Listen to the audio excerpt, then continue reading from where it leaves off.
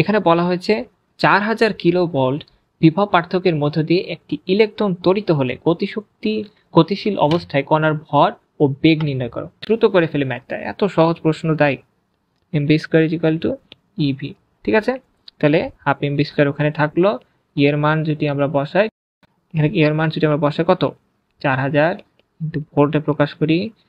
এর মান আমরা এখন ইলেকট্রন ভোল্টে যেহেতু নিচ্ছি, এর মান আমরা এখন বসিয়ে দিলাম -19। ক্যালকুলেটরে আমরা যদি করি, ওকে ভাইয়া আমরা অ্যান্সার পেয়ে গেছি 11.85 ইন্টু 10⁸8 মিটার পার সেকেন্ড। হাই হাই, কি হলো এটা? এটার মান আমাদের আলোর বেগের থেকে কেমনে পারলো? জি ভাইয়া, এই ভুলটাই কিন্তু বেশিরভাগ জনগণ করে আসে।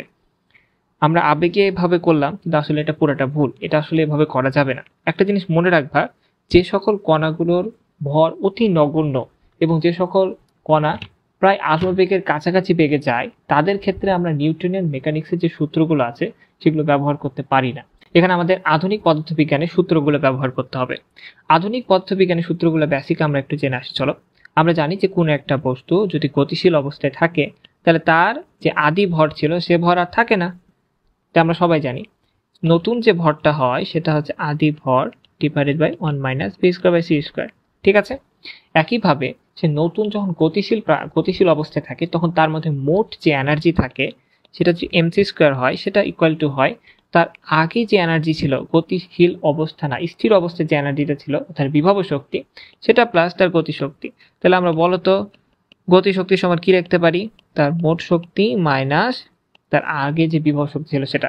আমরা এই যে সূত্রটা, এই সূত্রটা এখানে ব্যবহার করব।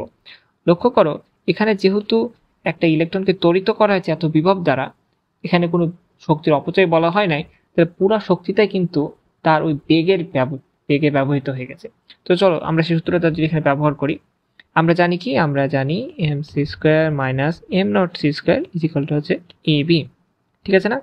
বা আমরা এখানে যেটা লিখতে পারি, M not divide by root over 1 minus V square by C square minus M not C square, এখানে কিন্তু সি স্কোয়ার আছে, equal to E into V. ঠিক আছে, চলো আমরা আরেকটু যদি এটাকে সিম্পলিফাই করি, তাহলে যেটা পাই, এম নট সি স্কোয়ারকে যদি আমরা কমন নিই, তাহলে আমরা পাই 1 minus V square by C square minus 1।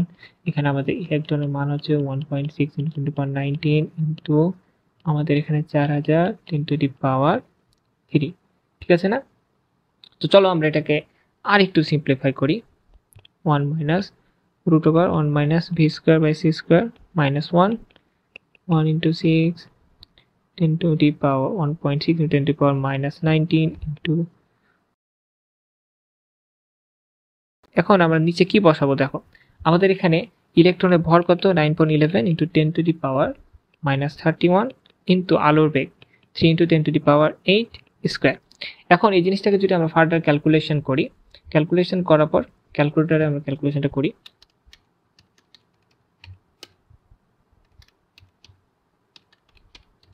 তাহলে আমরা যে অ্যান্সারটা পাচ্ছি, ভি ইকুয়াল টু, আমরা যেটা পাচ্ছি ভি ইকুয়াল টু পাচ্ছি 0.99 সি। ওকে, 0.99 সি।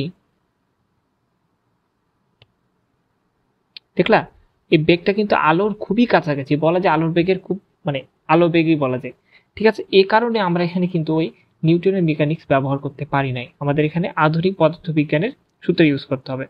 এখানে আরো একটা প্রশ্ন করেছে, বলেছে কণার ভর কত, কতই আমরা বলতে পারি কণার ভর। এই প্রশ্নটা খুবই ইজি, আমরা যদি এটাকে ক্যালকুলেশন করি তাহলে যে মানটা আসে সেটা হচ্ছে 6.45 ইন্টু 10⁻³ কেজি।